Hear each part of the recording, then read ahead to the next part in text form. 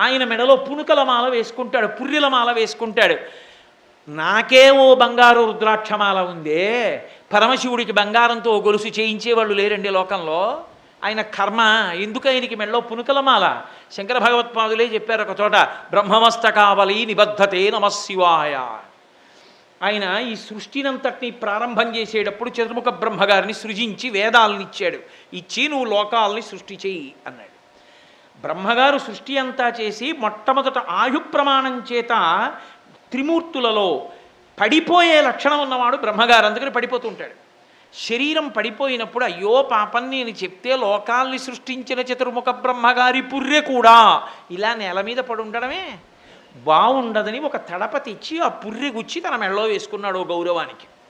ఇప్పుడు ఆ పుర్రెల మాల చాలా పెద్దదైపోయింది. అంటే ఇంతమంది బ్రహ్మలు వచ్చారు, ఇన్ని కల్పాలు వచ్చాయి, ఇన్ని మాటలు యుగాలు వచ్చాయి, ఇంత సృష్టి జరిగింది, ఇన్ని లయమైపోయాయి. ఆయన ఒక్కడే ఉండిపోయాడు ఇంతమంది బ్రహ్మల పుర్రెల మాలలతో. అంటే అంతటి శాశ్వతుడు. అంతేకాని చేతకాక పుర్రెల మాల వేసుకున్నవాడు కాదు.